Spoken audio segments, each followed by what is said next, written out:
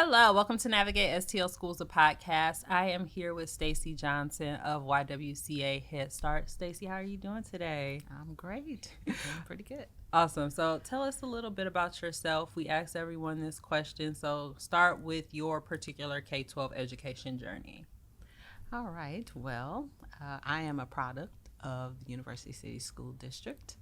So I think I began there at second grade and graduated from there. And then I went on to what used to be Northeast Missouri State University, which ended up being called Truman State University.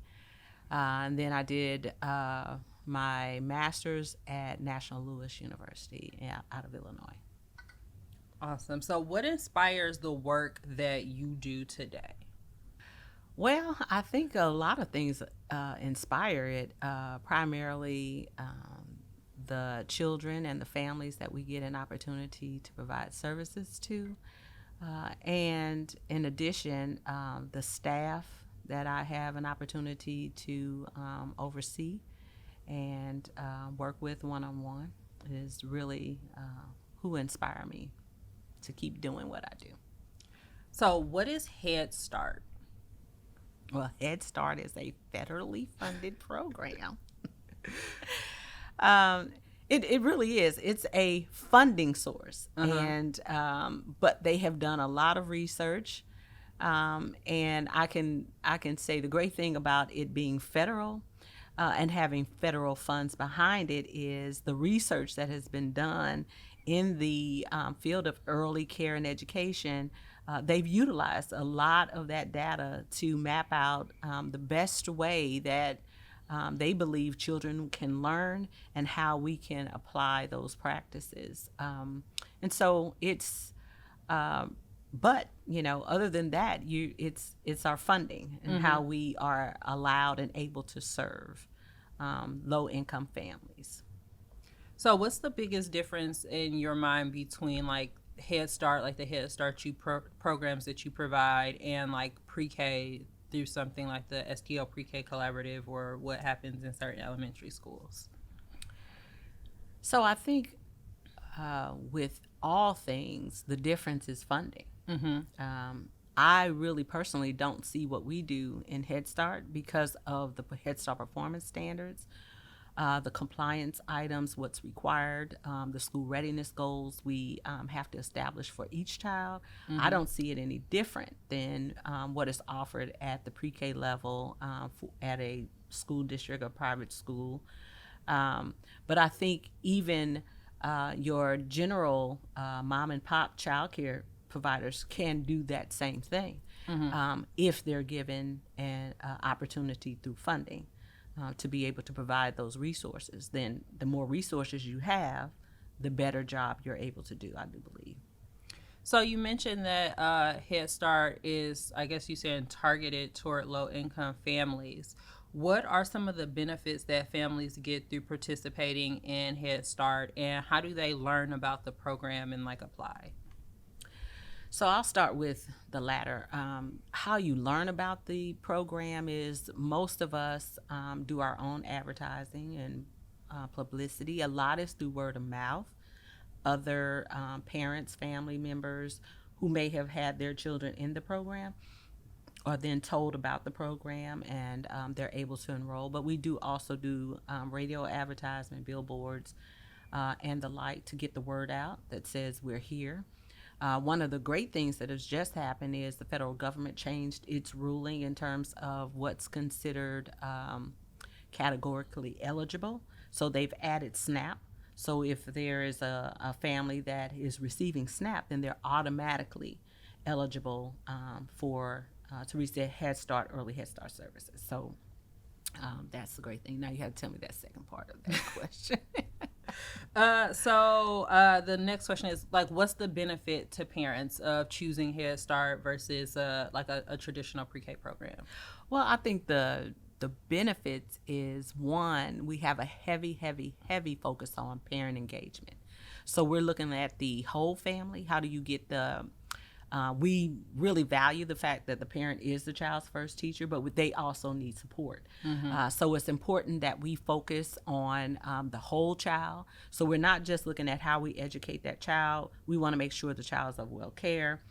So we offering support with health services. We're also looking at our basic needs met. So family services that ensure that if families need food emergency assistance and different things like that, we can support that, as well as we provide services to children with disabilities. And so we offer mental health services to not just the child but to the family as a whole. And then we are heavily engaged with our parents in terms of providing them with additional educational opportunities, be it parenting skills, or supporting them with any goals that they may have returning back to school and things like that. So we do a lot of wraparound services to help that family sustain themselves and become the family that they want to be. So, in your opinion, as you're talking about the level of wraparound services and how you're supporting the whole families, what's one of the biggest misconceptions in the work that you do? Well, I think one of the biggest misconceptions is that we just babysit. I think that's a misconception about anything with early care and education. Simply because even if I am typically what you call a babysitter, your child is going to learn something from me. I am imparting some type of knowledge to your child, even if we're just sitting there and I'm talking about the colors, or your child is engaging me in conversation, or we're reading a book. Your child is learning something. So learning and imparting of knowledge is always happening. And I think we don't value, as a society, the efforts that some individuals who choose this as a career that we put forth in order to make sure that children aren't just safe, but that they're learning something. So it's our goal to ensure that they're prepared for moving into the elementary level. And I think we've had this conversation or touched on this conversation a little bit before. What do you think is one of the greatest challenges that is facing education in the city of St. Louis, particularly when you're looking into that early child care space? Well, funding, facilities, just opportunity. I think a lot of parents need childcare right now. So I think sometimes they're not really tuned into what type of setting should my child be in, more so than saying I need someone to watch my child so I can go to work. And I think we really have to do something to help educate those parents. It's nothing wrong with it, but I think giving them more information about what's out there, funneling them to the resources that are available in the community to be able to help them find information about the best childcare options for their family is something that I think it's there, but like many things, it's the best well-kept secret. So I think we could just all do a better job at informing our parents of what's there. And so when you talk about just that information gap between parents, particularly low-income parents, what do you think has been the biggest challenge or shift in the space of early childhood education in maybe the last 2 or 3 years? Well, I will say the biggest shift has been the focus on school readiness. That's the new buzz terms. Making sure that children are ready to minimize gaps of those children who may be going into multiple or different types of elementary settings, and how do we best prepare them. And so there's some basic standard type of things that we want to make sure every child has the opportunity to know and experience prior to them taking on that new journey. And so I think just school readiness as a whole is the new thing. And so we all are doing everything we can to, collect data, make sure that teachers are trained, that they're getting ongoing training. As we learn new things about how children develop, we want to be able to implement those and stay on the cutting edge of what's happening in this field. And so, how are you guys at Head Start, or particularly YWCA Head Start, preparing kids to transition into kindergarten? Those school readiness goals, we have a committee Mm-hmm. in house that's made up of every unit that we have. So that's our health, disabilities, mental health, the social service. We all come together, and our center managers, they bring the data. Our educational coaches, we sit down and we talk about what does this data mean. And we're not looking at just the data in terms of, are we making the gains with the children that we expect to, but also where we know we're short, what is the cause? Is there something going on with the teaching staff that maybe we need to provide them additional training and information so that they can better impart that knowledge to those children? So that then helps. So everything is about the experience, and how do we make sure that we take the data that we're collecting to make ongoing and continuous improvement in the service delivery. So we look at it from every aspect. So if there's something happening with a child in terms of maybe their health, and we look at what's going on, and we know that this child may not have gone to the dentist or needs to go to the dentist, well, that's something that we discuss as a team and determine what is the strategy that we'll do to support that family to ensure that that child can get the health care that they need. So, as you guys are considering the strategies and working with families as a whole, what is that one thing that you would say is like the spark in the curriculum that really keeps the families engaged, keeps the students engaged, and really pushes them to the next level? Is it like a play through or a learn through play philosophy? Is it incorporating music and art? Like, what is the thing that you guys do differently that really sets those families and those students up for success? Well, I think we do a lot of things different, but the one thing I think that we do is that we're intentional about the learning. There's a lot of one-on-one, and we intentionally try to keep our class sizes small.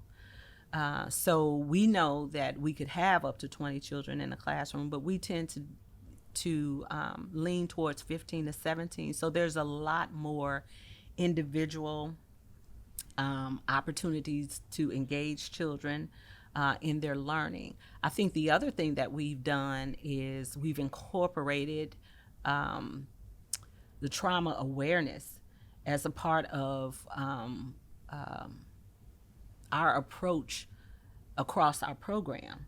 And so all of us have participated in trauma aware training, and we're also offering that training to our parents as well. So just finding ways to keep those parents engaged, not just in what we're offering, but in their child's learning. And so helping them along the way understand what it is that we're doing, how does your child learn, what are your child's interests. Those things are important, I think, as we move forward and we're able to help that parent make the decision, like, after you leave us, then where do you want your child to go? Yeah, so where do you want your child to go is like a good feed into my next question. Where, how, when, where, why? What are the biggest factors that you encourage parents to consider when they're choosing their elementary education options? So this is not really necessarily a plug for you, but I will just honestly say, we've struggled in this area. This has not been one of our areas that we can say we know enough information, though we've sought it out and we've engaged various school districts. But as you know, in St. Louis City, St. Louis County, there's over 25 school districts, and that's just public school. And so just trying to navigate through all of that and figure out, what is it that we need to ensure that parents know, And what do we need to ensure that children know as they move forward? I think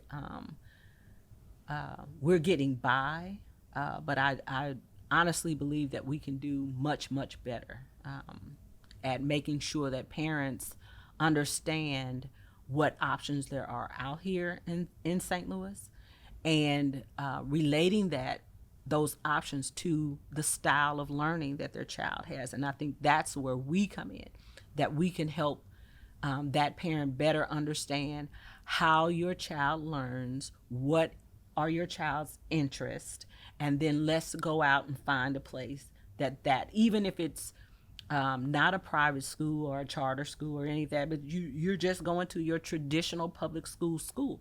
There are things that you need to know about your child and your child's learning that you should be advocating once your child gets to that new setting.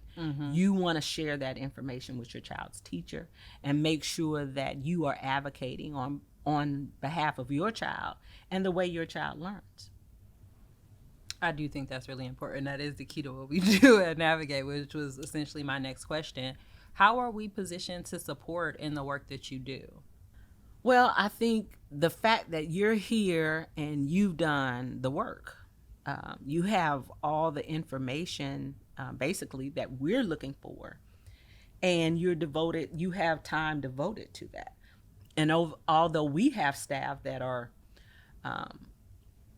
somewhat devoted, they're not 100%. And it's hard. It's really hard to build relationships with so many different entities trying to penetrate to say, come, we'd like to have a relationship, a partnership. Can we connect in some kind of way? It is extremely hard. And as you know, with most school systems, be it early education or elementary, turnover is something. And so therefore you're always finding that you have a new person now that you have, so you're always resetting. Navigate St. Louis is an opportunity for us to not have to worry about that part, right? And then our parents have a very consistent way of getting information about what's happening in the school systems and learning techniques, understanding timelines, strategy, and how you want to find information to learn where you want your child to be placed, or what school you want your child to go to. And I think a lot of times, I think all parents are concerned of it, because one of the things that we hear the most from parents is our job to them is to help their child get ready for kindergarten. So we know it's important. But where are they going to get the information so that they can make the best decision? Because I think they do a lot of research when they finally decide Head Start is where they're going to land. And so when they come to one of the Head Start agencies, be it YWCA, Urban League Youth in Need, they have done some research. They know a little bit about what we have to offer. And so it's intentional that they show up there. And so I think they want to have that same opportunity to be intentional about where their child moves next. Because if you've seen graduation, even at preschool, it's big. So I think the end product is a lot where parents land. But really, it is about the journey and where do we start and how do we help this child stay on a positive trajectory. And so what gives you the most hope as you consider the work that you guys do and how the future is going to be shaped? Well, I think one thing that gives us hope is that we know that we're intentional, and we know that we have documented proof that we have the children that we are serving have made great gains, and that from the time they come in, we know the baseline data tells us one thing, and over the next 2 or 3 checkpoints, we can see true gains for children, and that where we struggle, we can partner with that parent to extend that learning, not just from the in the classroom, but from the classroom into the home, and we can support with that. So that's one.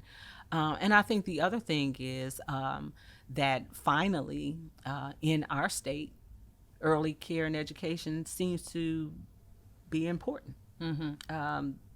There's money available now. There's interest now. Unfortunately, we don't have a lot of people interested in it as a career, and so we got to work on that. But I think there's a lot of movers and shakers and stakeholders in the community, not just St. Louis City and St. Louis County, but in the state of Missouri, that are now working to figure out how do we elevate early care and education to the level that we think it should be. I mean, this is our NBA, and we need to treat it like that. So how do people find you?